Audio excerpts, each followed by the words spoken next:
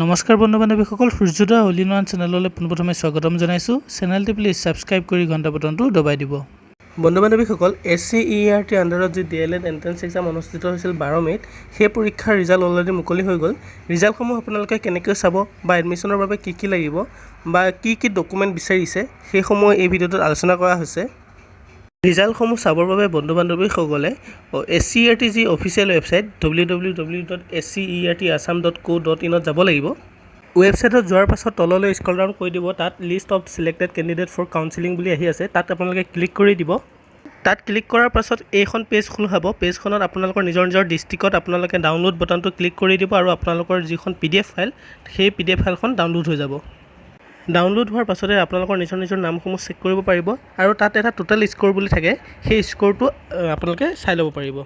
যিসকল বন্ধু বান্ধৱী চিলেক্ট হৈছে তেওঁলোকে এটা বিশেষ জানিবলগীয়া বিষয় ইয়াত উল্লেখ কৰিছে আৰু তেওঁলোকে ন'টিছ জাৰি কৰিছে যে state council of educational research and training আছামৰ ফালৰ পৰা ইয়াত উল্লেখ কৰিছে যে 12 মে'ত যি এক্সাম অনুষ্ঠিত হৈছিল সেই এক্সামৰ ৰিজাল্ট অলৰেডি মুকলি কৰি দিছে আৰু এতিয়া আপোনালোকে অনলাইন কাউন্সেলিং কৰিব লাগিব।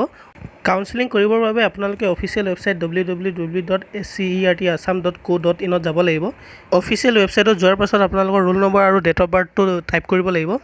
তাৰপাছত নিজৰ ডিষ্ট্ৰিক্টৰ যিকেইখন ইনষ্টিটিউট আছে, টিচাৰ এডুকেশ্যনেল ইনষ্টিটিউট, সেই ইনষ্টিটিউটকেইখনৰ প্ৰিফাৰেঞ্চ দি দিব। কাউন্সেলিঙৰ বাবে সময়সীমা দিছে 27, 28 আৰু 29 জুন। এইকেইটা ডেটত আপোনালোকে কাউন্সেলিংসমূহ কৰি পেলাব।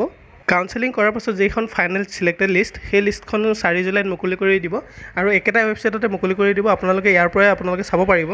ফাইনেল লিষ্ট ওলোৱাৰ পাছত আপোনালোকে নামভৰ্তিৰ বাবে 6, 8 আৰু 9 জুলাইত ইনষ্টিটিউটলৈ যাব লাগিব আৰু আপোনালোকে তাত তেতিয়া নামভৰ্তি কৰিব পাৰিব।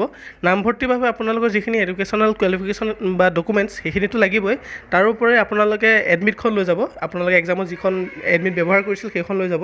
বন্ধু বান্ধৱীসকল, ৰিজাল্টসমূহ চাবৰ বাবে অফিচিয়েল যি ৱেবছাইট, সেই ৱেবছাইটটো মই এই ভিডিঅ'ৰ ডেছক্ৰিপশ্যনত দি দিম, তাত গৈ আপোনালোকে ৰিজাল্টসমূহ চাব পাৰিব আৰু কাউন্সেলিঙৰ যিটো ন'টিছ জাৰি কৰিছে সেই ন'টিছটো আপোনালোকে ভালকৈ চাই ল'ব পাৰিব। বন্ধু বান্ধৱীসকলক জ্ঞাতাৰ্থে জনাওঁ যে চিলেক্টেড কেণ্ডিডেটসকলৰ নামভৰ্তি হৈ যোৱাৰ পাছত পুনৰ ৱেইটিং লিষ্টখন ওলাব। ৱেইটিং লিষ্টখনৰ বাবে এই ৱেবছাইটতে আপোনালোকে পাই যাব। সেয়েহে যিসকল কেণ্ডিডেটে পাম বুলি ভাবি আছিল কিন্তু এই লিষ্টত নাম অহা নাই, তেওঁলোকে ভাগি পৰাৰ কোনো কাৰণ নাই। হয়তো ৱেইটিং লিষ্টতো আপোনালোকৰ নাম আহি যাব পাৰে, তাৰ বাবে আপোনালোকে অলপ টাইম ৱেইট কৰিব লাগিব। বন্ধু বান্ধৱীসকল, ভিডিঅ'টো যদি ভাল পালে অনুগ্ৰহ কৰি এটা লাইক কৰি দিব আৰু আপোনালোকৰ বন্ধু বান্ধৱীসকললৈ শ্বেয়াৰ কৰি দিব। যিসকল বন্ধু বান্ধৱী এতিয়াও এই চেনেলটো ছাবস্ক্ৰাইব কৰা নাই, অনুগ্ৰহ কৰি চেনেলটো ছাবস্ক্ৰাইব কৰি ঘণ্টা বটনটো দবাই দিব। আজিলৈ ভিডিঅ'টো ইমানেই, ধন্যবাদ।